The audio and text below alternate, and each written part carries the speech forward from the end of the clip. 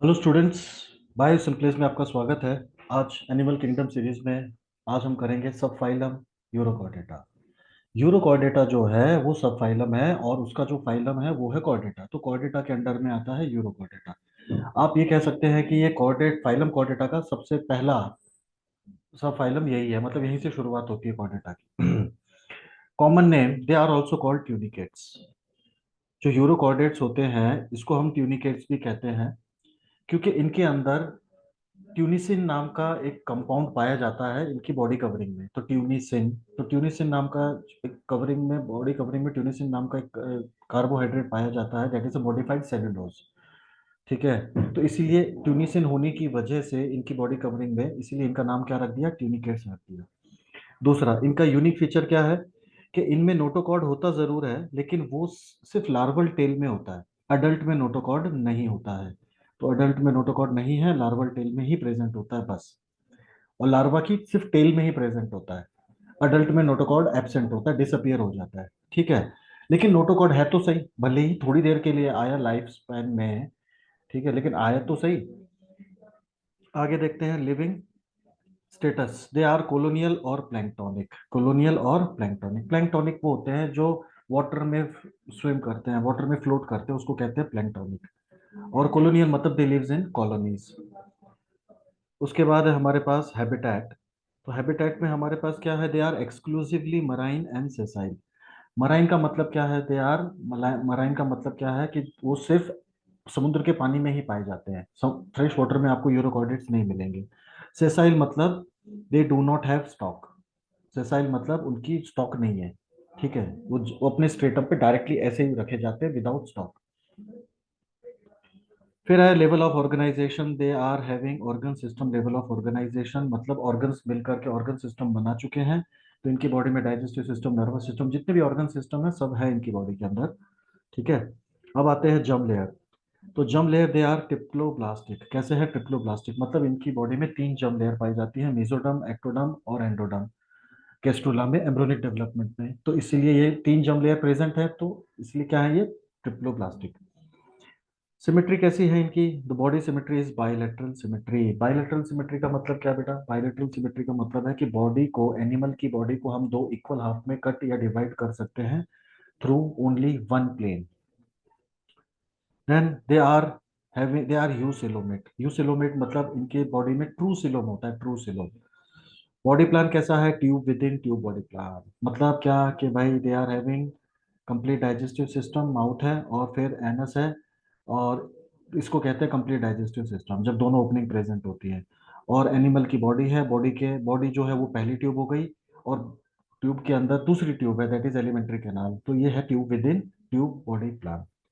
अच्छे ज़्यादा डिटेल के लिए आप इसका स्पेशल वीडियो देख सकते हैं बॉडी प्लान का, तो वहाँ अच्छे से क्लियर हो जाएगा। चलो, बॉडी स्ट्रक्चर। तो बॉडी कैसी होती है इनकी, सॉफ्ट बॉडी होती है और covered by a covering made by a tunicin called test. तो इनकी जो बॉडी होती है वो सॉफ्ट होती है, और इनकी जो इनकी बॉडी की कवरिंग है उसको हम कहते हैं टेस्ट।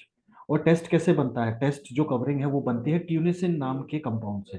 किससे बनती है टेस्ट, ट्यूनिसिन नाम के कंपाउंड से बनती है, और ट्यूनिसिन इज अ मॉडिफाइड सेलुलोज। ट्यूनिसिन क्या है, एक मॉडिफाइड सेलुलोज का फॉर्म है।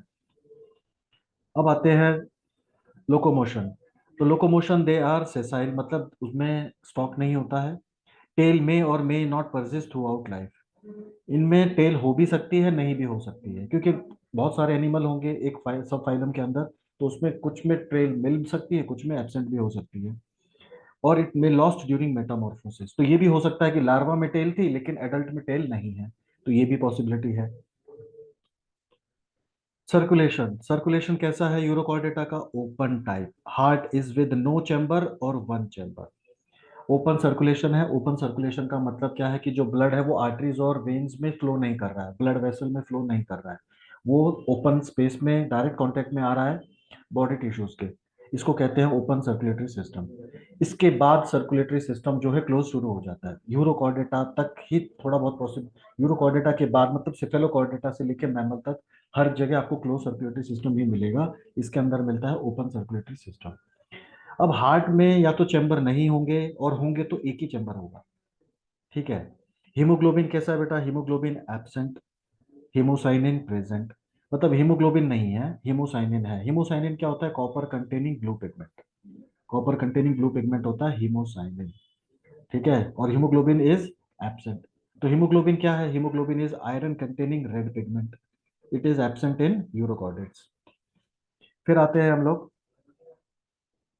Respiratory system. अगर हम रेस्पिरेटरी सिस्टम की बात करें तो फेरेंजियल गिल स्लिट्स की मदद से ये लोग सांस लेते हैं। जो यूरोकॉर्डेट्स के जो एनिमल्स हैं वो फेरेंजियल गिल स्लिट से वो गैसेज एक्सचेंज करते हैं, और वो एडल्ट में भी पाए जाते हैं। तो ये फेरेंजियल गिल स्लिट से ही सांस लेते हैं। Excretory system. एक्सक्रीटरी सिस्टम मतलब वो अपनी बॉडी का एक्सक्रीटरी प्रोडक्ट कैसे बाहर निकालते हैं? With the help of neural gland. किससे बाहर निकालते हैं? Neural gland.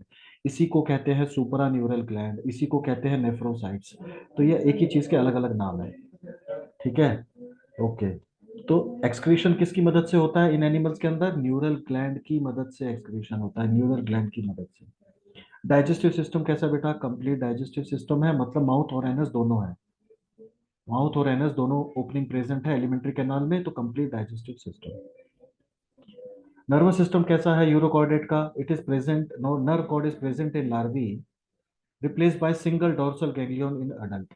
तो लार्वी में क्या होता है? लार्वी के अंदर होता है नर्व कॉर्ड, और एडल्ट में होता है डोर्सल गैंग्लियन। Dorsal ganglion. तो नर्व कॉर्ड जो है वो रिप्लेस हो जाती है किससे? डोर्सल गैंग्लियन से अडल्ट में। ठीक है। सेक्सेस कैसे होते हैं बेटा? तो ये जो फाइलम है, सब फाइलम है, इसमें सेक्सेस आर यूनाइटेड, मतलब मेल फीमेल एक ही और बॉडी में मिलेंगे आपको। मेल और फीमेल के जो सेक्स ऑर्गन्स है वो एक ही बॉडी में मिलेंगे, तो इसको कहते हैं sexual, sexes are united. Asexual reproduction is through budding, budding से होता है, बडिंग से। तो यूरोकॉर्डेटा में ये सेक्सुअल रिप्रोडक्शन पाया जाता है, और किस प्रोसेस से होता है? That is called budding.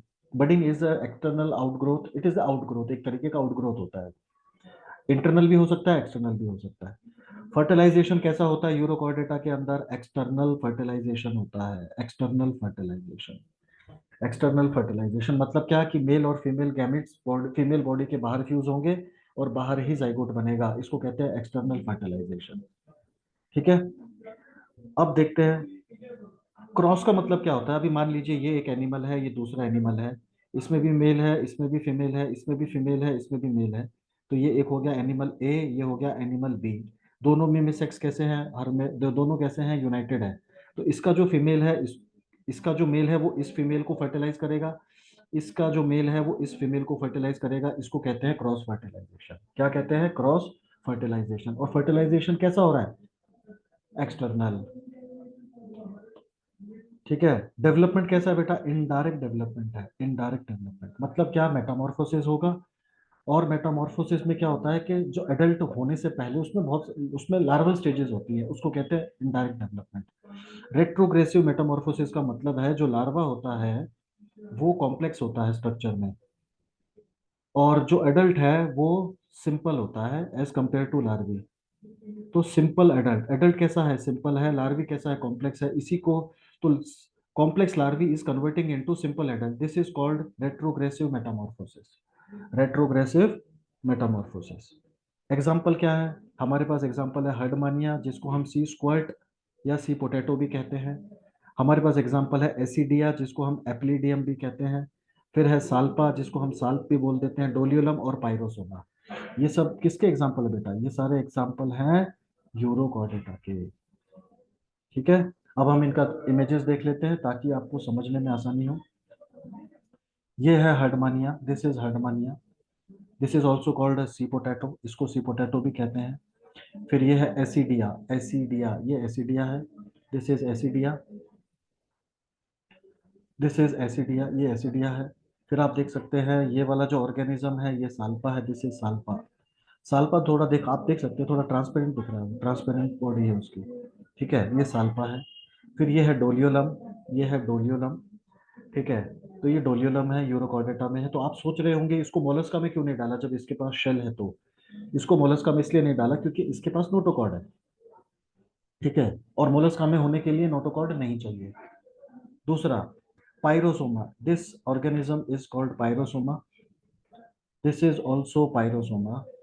तो ये सारे एग्जाम्पल किसके थे बेटा? ये सारे एग्जाम्पल थे हमारे फाइलम, सब फाइलम यूरोकॉर्डेटा। ये सारे फाइलम किसके थे? सब फाइलम यूरोकॉर्डेटा के। ठीक है, hope you understand. Thank you.